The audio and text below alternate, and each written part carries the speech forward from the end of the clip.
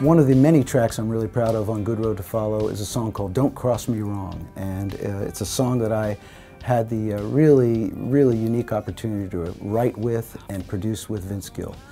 I've always loved Vince Gill. I mean, the world loves Vince Gill. He's a consummate singer and guitar player and musician, and I respect him so much for who he is as a person and also as a musician. You know, I first knew John in the 70s. We were label mates when he was with Hall & Oates and I was with Pure Prairie League, and I don't think we ever got to meet back then, but I think it might have been in Aspen, somewhere in Colorado. We were doing some fundraising things, and he was a big part of that scene there in that area of Colorado, and I think that's where we met.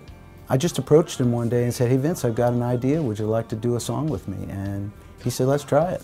And went over to his house and looked at his incredible guitar collection. He said, "Pick one." I picked a beautiful old vintage Gibson, and we went out into his living room and we sat there, looked at each other, and I had a title. The title was Don't Cross Me Wrong, and I just felt like it was a blues, and he jumped on it, and we wrote the song in literally a half an hour. In fact, it happened so quick, I kind of looked at him, I said, "Did we just finish this?" And he went, "Yeah." He goes, "Let's eat." That was it, really. You know, just the process of collaborating and making music, it comes so naturally, I think, to both of us, and that was kind of the fun part. I said, okay, it's this kind of a song, let's cast. You know, I think I cast some musicians that he didn't know about, and vice versa. He basically chose Willie Weeks on bass.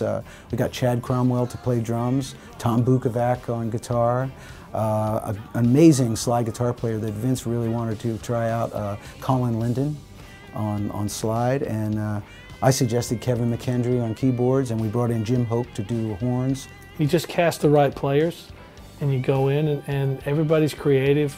We did it at my house. I have a studio at the house, and just, you know, trial and error. Let's try this, let's try that, and if you trust those gifted people that play music, you know, they won't steer you wrong. It was amazing, and at the end of the night, we realized we kind of messed up a little bit.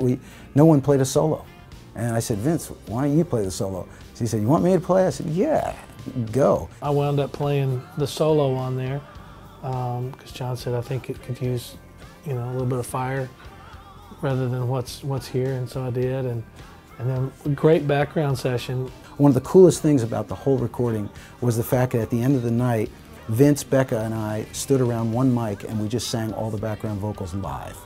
And it sounds like that, it's got the energy, it's got that thing that can only happen when you do something live. I've only known John, you know, kind of more socially and not so much in the real trenches of the music, and it was fun to watch him work, you know, and realize why he's had the great career that he has, you know, and once again, I love things that take me a little bit out of my element, and maybe that's what made it fun for him too. We both kind of come from different places, but not so much. We're both just guitar players singing right songs. It was absolutely incredible. The whole thing just happened in one day, and I love this song. So Don't Cross Me Wrong.